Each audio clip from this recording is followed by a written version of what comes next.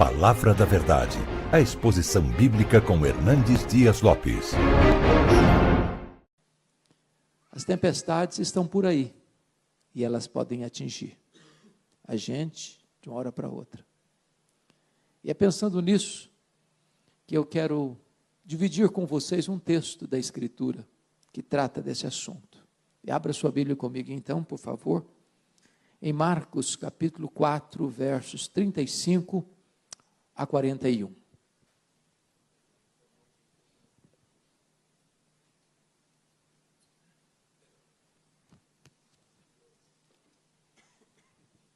Marcos 4, 35 a 41. Está escrito assim: naquele dia, sendo já tarde, Jesus disse aos seus discípulos: passemos para outra margem. E eles, despedindo a multidão, o levaram assim como estava no barco. E os outros barcos o seguiam. Ora, levantou-se grande temporal de vento, e as ondas se arremessavam contra o barco, de modo que o mesmo já estava a encher-se de água. E Jesus estava na popa, dormindo sobre o travesseiro. Eles o despertaram e lhe disseram: Mestre, não te importa que pereçamos?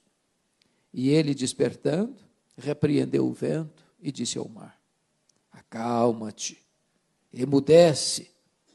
O vento se aquietou e fez-se grande bonança. Então lhes disse: por que sois assim tímidos? Como é que não tendes fé? E eles, possuídos de grande temor, diziam uns aos outros: quem é este, que até o vento e o mar lhe obedecem? Eu gostaria de, à guisa de introdução, fazer 4 declarações aqui. A primeira delas é que as tempestades da vida existem e elas são inevitáveis. Elas chegam para todos, grandes, pequenos, homens, mulheres, jovens, velhos, ricos, pobres, doutores, analfabetos, crentes e descrentes. É impossível caminhar do berço à sepultura sem enfrentar tempestades. Nenhum de nós está blindado. Nenhum de nós vive imune, incólume às tempestades da vida. Se você está passando por uma, você não é exceção. Segunda verdade é que as tempestades, além de inevitáveis, muitas vezes, elas são também imprevisíveis. Elas chegam quando você não espera, de súbito. É um dia comum como qualquer outro, e acontece um acidente grave. É um dia normal como qualquer outro, e aquele casamento estável entra em colapso. É um dia como qualquer outro, e você vai para um exame de rotina, e descobre que está com uma doença grave, talvez até incurável. Eu queria ilustrar isso com a geografia onde ocorreu esse episódio. Acho que todos vocês sabem que o Mar da Galileia não é um mar, é um lago. Ele é chamado também de Mar de Tiberíades, ou Lago de Genezaré. É um lago de águas doces, o maior reservatório de águas doces do Oriente Médio. E esse lago está a 220 metros abaixo do nível do mar Mediterrâneo. Ele é encurralado por montanhas, lado oriental as montanhas chamadas montanhas de Golã, e do lado ocidental as montanhas da Galileia. Acontece um fenômeno ali, muito curioso.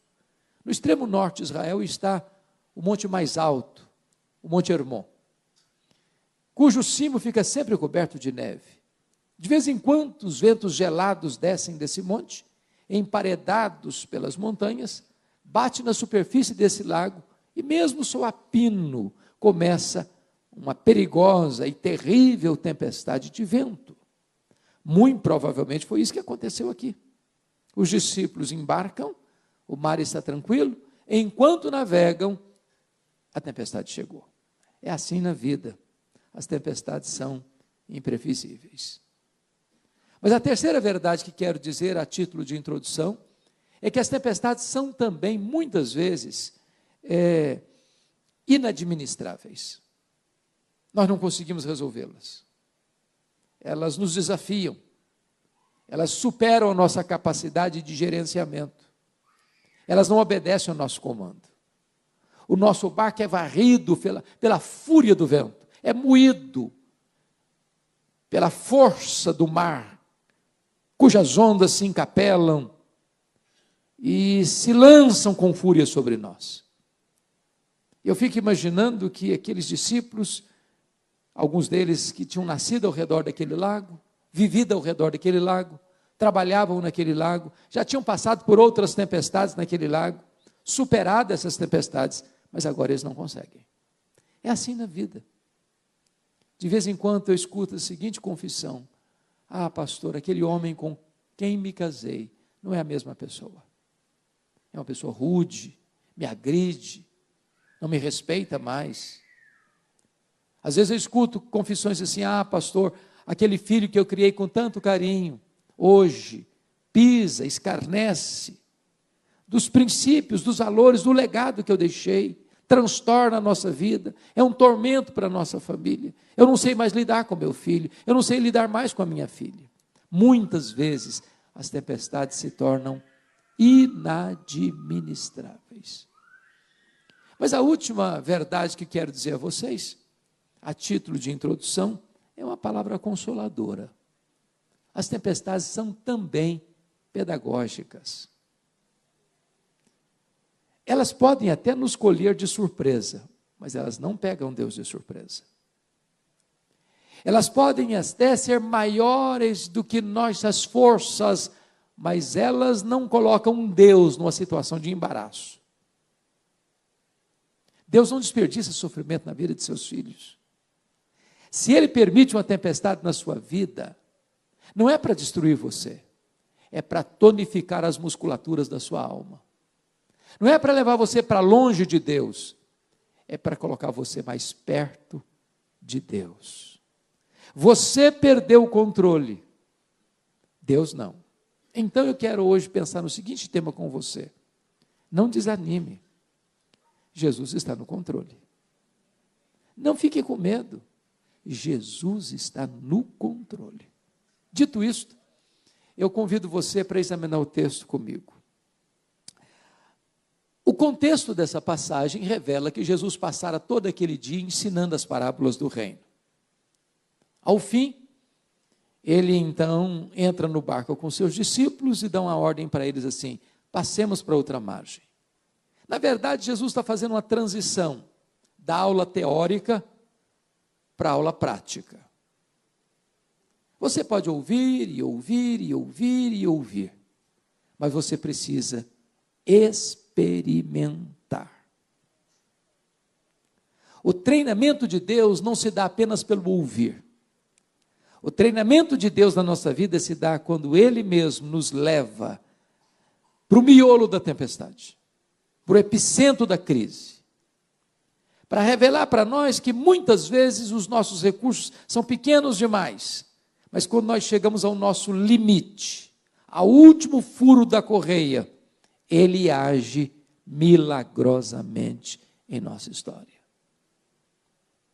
Diz o texto que Jesus tinha ensinado o dia todo, obviamente estava exausto.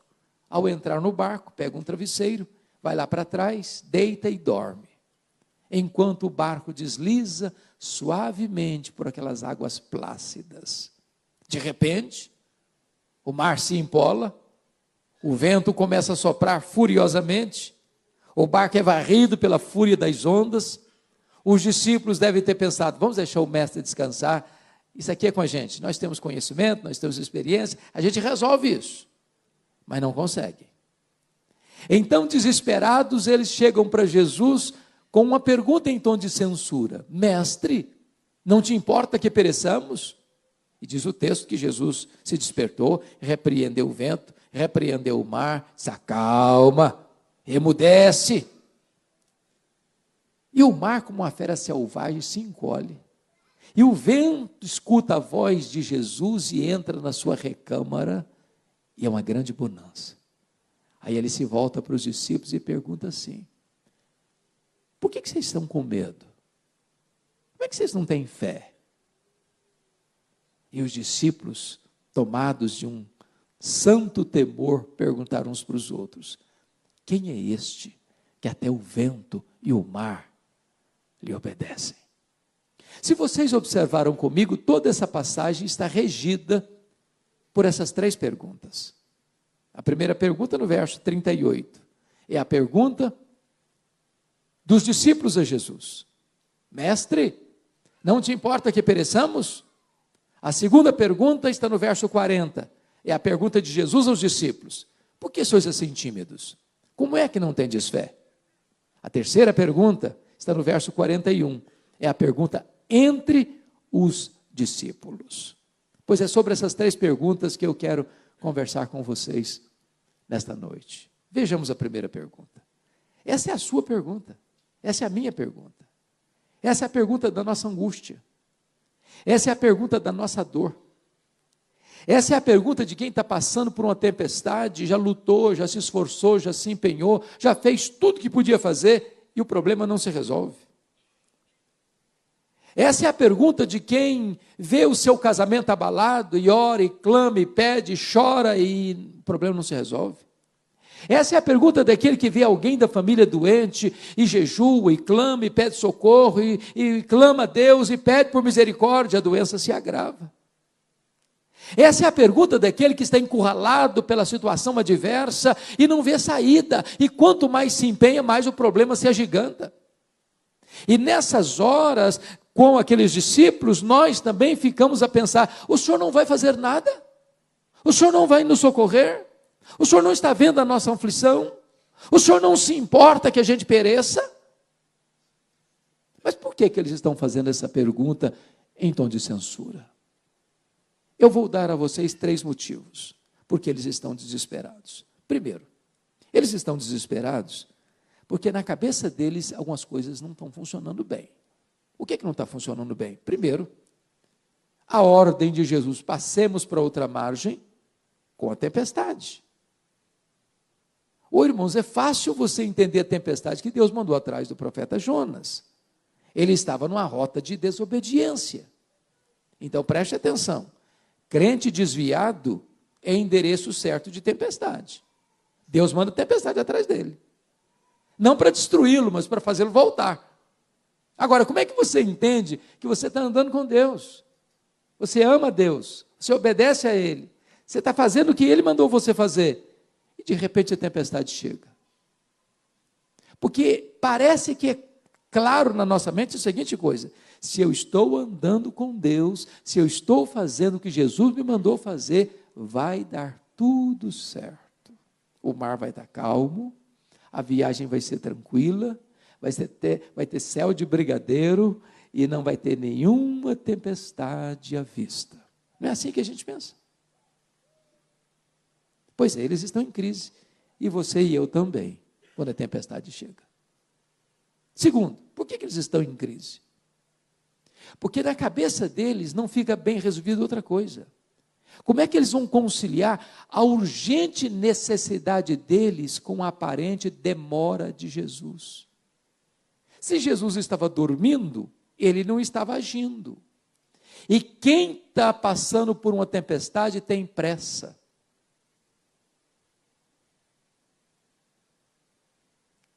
É quando você ora por uma causa, meses, anos, e a resposta não chega.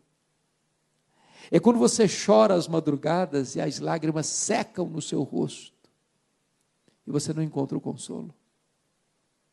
É quando você grita desesperado e você só escuta o eco da sua voz e o problema se agravando ainda mais. Pensa comigo em Marta. Seu irmão Lázaro está doente. Ela mandou um recado para Jesus. Jesus estava um dia de viagem de Betânia. Está enfermo aquele a quem amas. É o recado que ela manda. O mensageiro gastou um dia inteiro para ir. Aí ele chega lá e diz: olha, Marta mandou dizer que está enfermo aquele a quem amas. Ela não disse: vem depressa, cancela a tua agenda, Lázaro está morrendo, corre para cá. Nada disso. Quem ama tem pressa em socorrer a pessoa amada. Quando Jesus recebeu o recado, ele disse para os seus discípulos assim: Lázaro morreu. Aí o emissário corre, talvez atabalhoadamente, no segundo dia, porque gastou um dia para ir, outro dia para voltar, e diz: olha, Marta, Jesus mandou falar que essa enfermidade não é para a morte, é para a glória de Deus. Mas o Lázaro está morto e sepultado. Olha o nó na cabeça da Marta. Jesus fica mais 2 dias onde estava. Portanto, o Senhor gastou um dia para ir, 2 dias mais, 3. No outro dia, Jesus volta, 4º dia. Quando chega, o Lázaro está sepultado há quanto tempo? 4 dias. Por que Jesus não foi? Indiferença? Falta de amor? Não. Havia uma crença entre os rabinos que um morto poderia ser ressuscitado até o 3º dia. A partir do 4º, jamais. Só o próprio Deus podia descer e fazer esse milagre. Pois Jesus espera até o 4º dia, para que a nação de Israel se rendesse à verdade absoluta de que ele não era apenas um grande homem, mas o próprio Deus entre os homens. Quando Jesus parece atrasar, ele não está atrasado. No tempo de Deus não tem atraso. Quando ele parece estar atrasado, é porque ele está preparando algo maior e melhor para a nossa vida. Não desanime. Jesus está no controle. A terceira coisa que eles não entendiam era como conjugar o desespero deles com o silêncio de Jesus. Quem está dormindo não está apenas não fazendo nada, mas também não está falando. E eu posso lhes garantir que o silêncio de Jesus, às vezes, grita mais alto nos ouvidos da nossa alma que o barulho mais ruidoso das circunstâncias mais adversas. É quando você grita e só escuta o eco da sua voz. Nenhuma palavra de Deus. Os céus estão de bronze. Nenhum sinal do seu favor. Você pode imaginar o que Jó sofreu com isso? Golpeado nas 5 áreas vitais da vida. O homem mais piedoso e mais rico vai à falência. Um pai exemplar sepulta seus 10 filhos num único dia. Um homem saudável vira uma carcaça humana, uma chaga viva, uma ferida aberta. Na hora do seu maior desespero, a sua mulher olha para ele e diz: ainda conservas a tua integridade? Amaldiçoa a Deus e morre.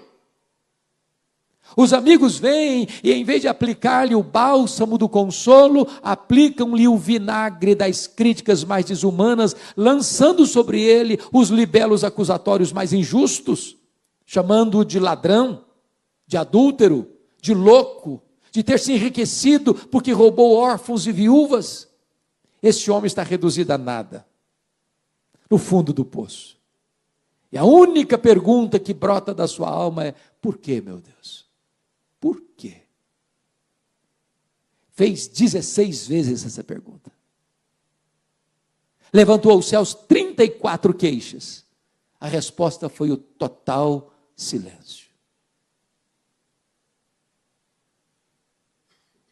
Mas uma coisa é magnífico, porque quando ele estava no fundo do poço, depois de ter perdido tudo à sua volta, algo ainda estava firme, inabalável no seu coração. E ele proclama isso. E diz: mais uma coisa eu sei. Eu perdi meus bens, eu enterrei meus filhos, eu perdi minha saúde, eu perdi o apoio dos meus amigos, eu perdi o apoio da minha mulher, todo mundo me despreza, todo mundo me rejeita, todo mundo me condena, mas algo está firme, inabalável no meu coração. Eu sei disso, o meu Redentor vive e por fim ele se levantará. Aí Deus rompe o silêncio. E Deus abre as cortinas dos céus, abre as comportas dos céus e despeja em catadupas, torrentes da sua glória sobre Jó, revela a ele a sua majestade, a sua soberania, o seu poder, o seu controle, o seu domínio no vasto universo. E Jó vai se encolhendo para reconhecer algo glorioso. Ele diz: eu te conhecia, Senhor, só de ouvir.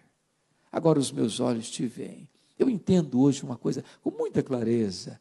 Tu podes todas as coisas, nenhum dos teus planos pode ser frustrado. E Deus então restaura a sorte desse homem, devolvendo-lhe a saúde, devolvendo-lhe o casamento, devolvendo-lhe os amigos, devolvendo-lhe em dobro os seus bens, dando a ele mais 10 filhos. Ele tem 10 filhos na terra, 10 filhos no céu. O último estado dele foi melhor do que o primeiro. Sabe por quê? Porque quando Deus parece estar em silêncio, não é porque Ele está longe, não é porque Ele está indiferente, não é porque Ele não ama você, é porque Ele está preparando algo grandioso para a sua vida.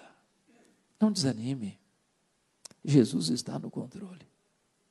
Diz o texto, que então Jesus se desperta, repreende o vento, repreende o mar. E o vento e o mar precisam escutá-lo. Eles se acalmam. O mar fica como um animal dócil. O vento se encolhe. Há uma grande bonança. Aí Jesus olha para eles assim e pergunta: por que é que vocês estão com medo? Como é que vocês não têm fé? Ora, mas e se você e eu estivéssemos lá? Estaríamos com medo? Eu fiz um único cruzeiro em navio grande. Já fiz vários cruzeiros em navios pequenos, mas grande foi um único na vida. Saiu de Santos, foi lá para as praias do Rio de Janeiro. Eu prometi a mim mesmo nunca mais fazer outro na vida. Foi um horror. Ondas de 5 metros. Todo mundo nauseado naquele navio.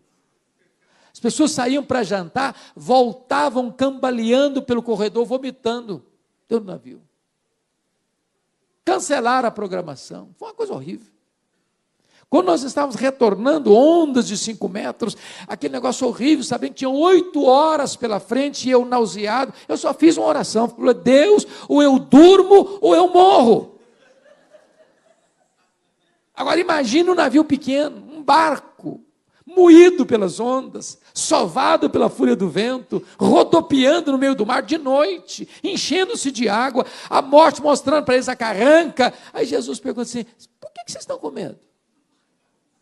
Ué, vocês não têm fé? Mas por que eles deviam ter fé e não medo? Eu vou lhes dar 4 motivos. Primeiro, eles deviam ter fé e não medo por causa da promessa de Jesus: passemos para outra margem. Se Jesus disse: passemos para outra margem, qual era o destino deles? A outra margem? Então eu vou dizer para você algo, e espero que você guarde. Promessa de Jesus e realidade são a mesma coisa. Porque nenhuma das suas promessas jamais caiu por terra. Ele vela pela sua palavra em a cumprir. Você precisa ter medo, você precisa ter fé. Segundo, por que eles deviam ter fé e não medo? Por causa da presença de Jesus.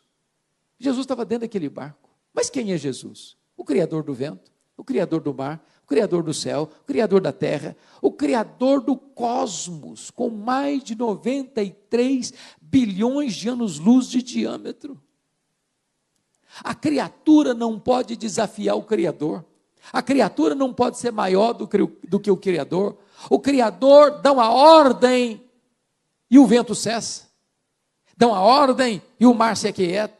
Dá uma ordem e o sol aparece, dá uma ordem e as estrelas chegam, dá uma ordem e um verme escuta, dá uma ordem e uma mula fala, dá uma ordem e os demônios batem em retirada, dá uma ordem e os anjos saem para fazer a sua vontade, o universo inteiro se dobra à sua ordem. Se Ele está presente conosco, nós não precisamos ter medo, nós precisamos ter fé. Terceiro, por que eles deviam ter fé e não medo? Por causa da paz de Jesus. O que Jesus estava fazendo naquele barco? Estava dormindo. Ele sabia que a tempestade viria? É óbvio que sim. E se sabia, por que dormiu? Dormiu porque sabia que estava tudo sob controle. Então, perceba isso. Paz não é ausência de tempestade. Paz é confiança de que, apesar da tempestade, tudo está sob controle. Não do seu controle, não do meu controle, do controle de Jesus. Eu já perdi as rédeas. O barco já não obedece o meu comando. O barco está à deriva, sendo varrido pela fúria das ondas e do vento. Mas Jesus está no controle. Você não precisa ter medo. Você precisa ter fé. Quarto, por que deviam ter fé e não medo? Primeiro, por causa da promessa. Segundo, por causa da presença. Terceiro, por causa da paz. Quarto, por causa do poder de Jesus. É curioso que Marcos reúne ao redor deste episódio outras circunstâncias onde Jesus demonstra o seu poder. Se não, vejamos. Aqui, ele demonstra poder sobre as leis da natureza. É por isso que você e eu acreditamos em milagres. O que é um milagre?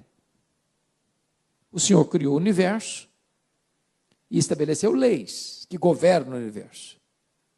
Mas aquele que criou e estabeleceu leis, ele está acima e além dessas leis. É o milagre. Quando aquilo que não é natural acontece por uma ação direta e soberana dele, o Criador. O vento escuta a sua voz, o mar obedece ao seu comando. Ele tem poder sobre as leis da natureza. Mas em seguida, no capítulo 5, verso de 1 a 20, diz o texto que Jesus desembarca, depois dessa noite tempestuosa, do lado oriental do lago, na região chamada Decápolis, as 10 cidades gentílicas, e aquela cidade ali era a cidade de Gadara. E ali tem um despenhadeiro, e ali tem um cemitério. E a última coisa que você espera ver de noite, dentro de um cemitério, é gente viva. E lá tem um homem, nu, gritando, de dia e de noite, entre os sepulcros, ferindo-se com pedras, violento, tomado por 6.000 demônios, uma legião de demônios. Por que Jesus foi ali? Para quê? Porque ali tinha um homem enjeitado da família, ali tinha um homem enjeitado da sociedade, ali tinha um homem foragido da lei, que nem algemas podia prendê-lo. Ali tinha um homem que não tinha mais espaço entre os vivos, por isso morava entre os mortos. Ali tinha uma sucata humana, mas para Jesus ele tinha um valor infinito. E Jesus faz essa viagem para libertá-lo, para curá-lo, para transformá-lo e para fazer dele um missionário para o seu povo. Sabe por quê? Porque Jesus tem poder sobre os demônios.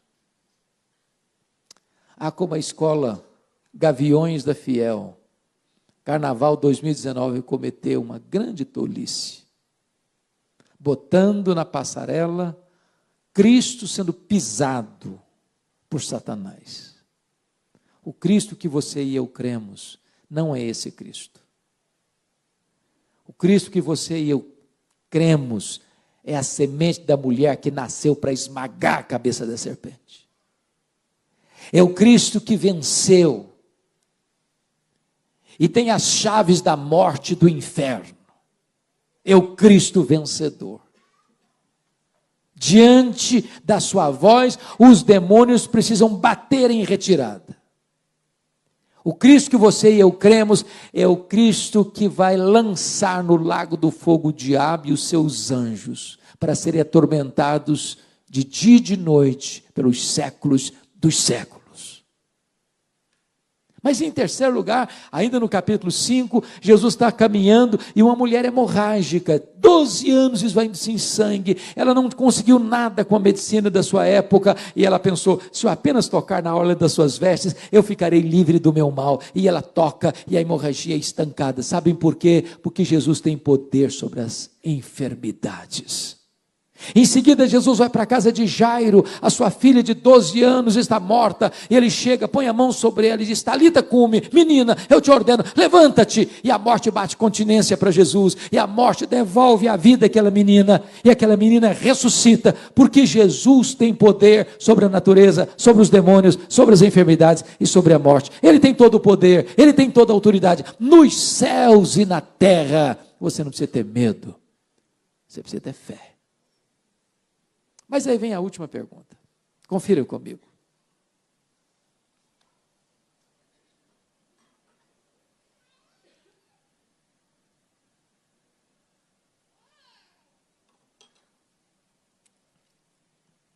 Eu fico imaginando a cena. O barco que estava subindo a crista das ondas e descendo por causa dos vagalhões, o mar se acalma. E agora com uma gangorra, leve, suave. Os discípulos todos molhados, o barco quase cheio d'água.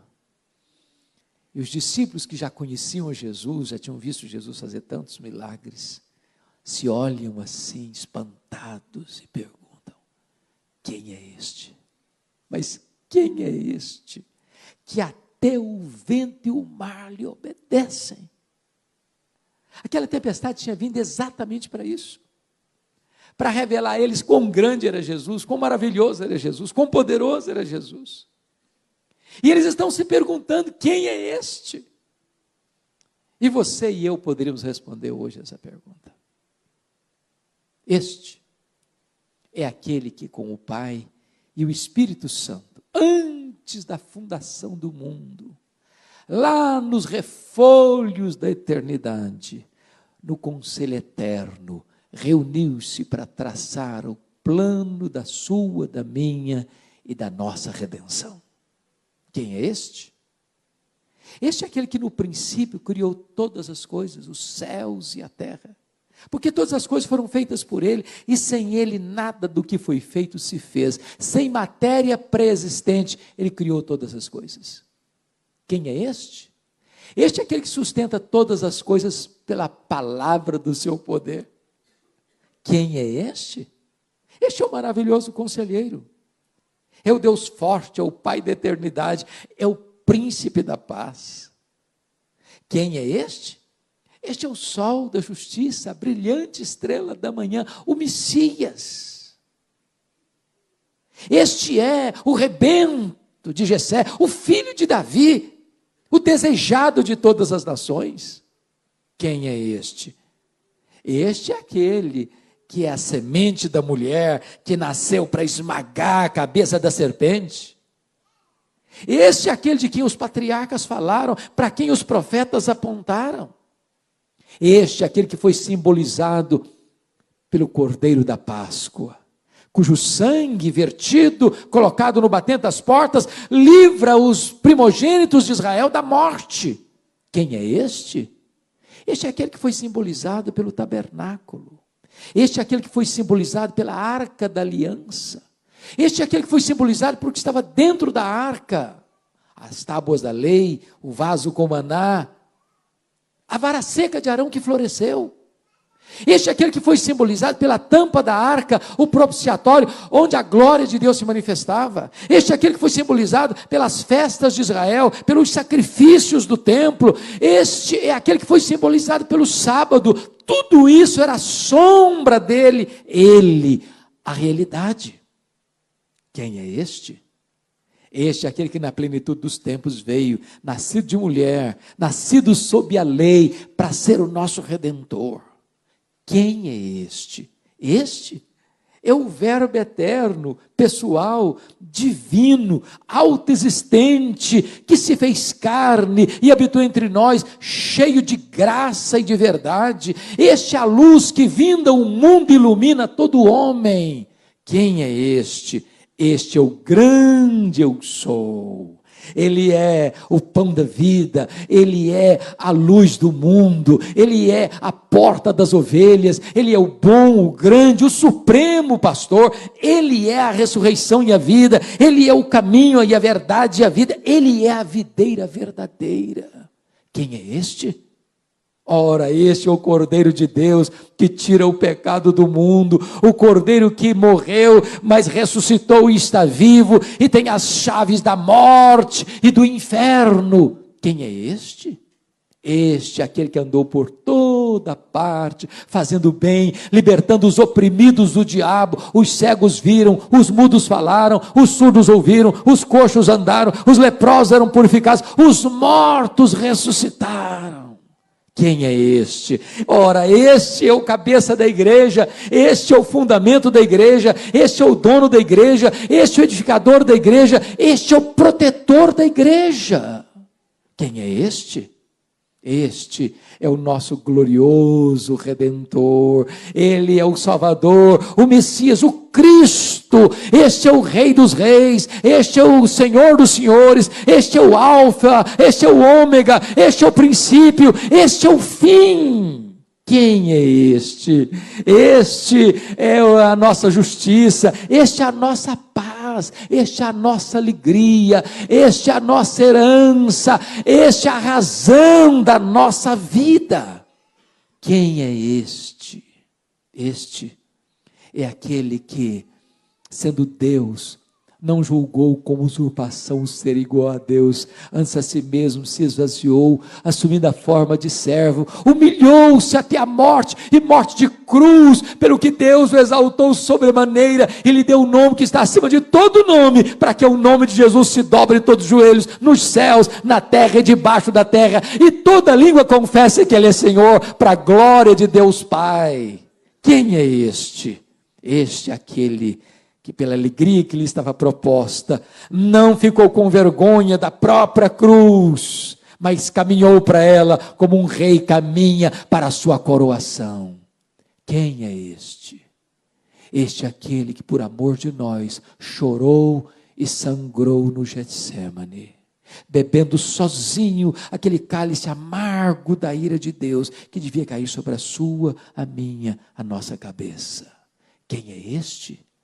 Este é aquele que foi espancado, cuspido e esbordoado no sinédrio judaico. Este é aquele que foi vilipendiado e humilhado no pretório romano. Este é aquele que carregou sobre a cruz os meus, os seus, os nossos pecados, debaixo dos apupos e vaias de uma multidão ensandecida. Este é aquele que foi pregado naquele leio maldito, mas transformou aquele patíbulo de horror num palco para a glória de Deus e para a nossa redenção, porque a cruz nos libertou. Quem é este? Este é aquele que morreu pelos nossos pecados, segundo as Escrituras, foi sepultado e ressuscitou, segundo as Escrituras, para a nossa justificação, entrando nas entranhas da morte, arrancando o aguilhão da morte, matando a morte, inaugurando a imortalidade, sendo as primícias dos que dormem, porque Ele é a ressurreição e a vida. Quem é este? Este é aquele que voltou para o céu em glória. Este é aquele que derramou o Espírito Santo sobre a igreja. Este é aquele que está lá no trono, como nosso grande sumo sacerdote, como advogado justo, intercedendo junto ao Pai pelos seus filhos. Quem é este?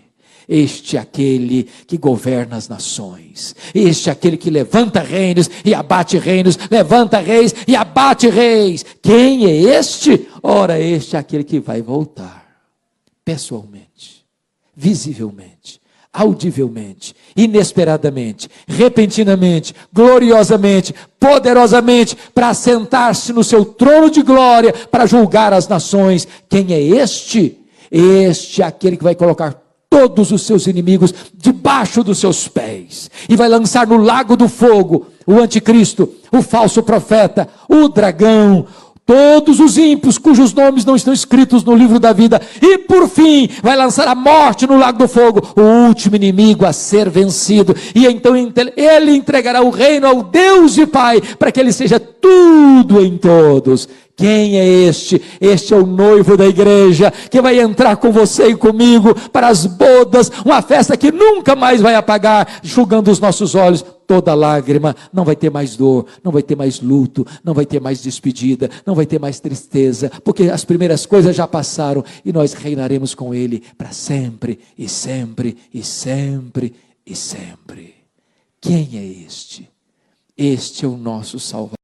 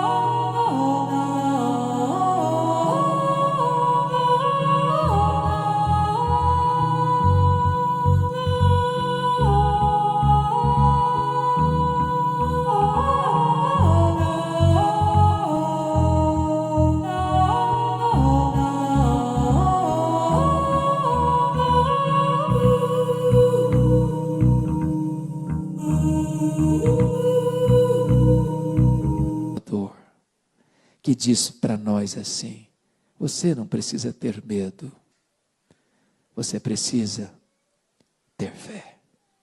Que Ele nos abençoe. Amém. Palavra da Verdade, a exposição bíblica com Hernandes Dias Lopes.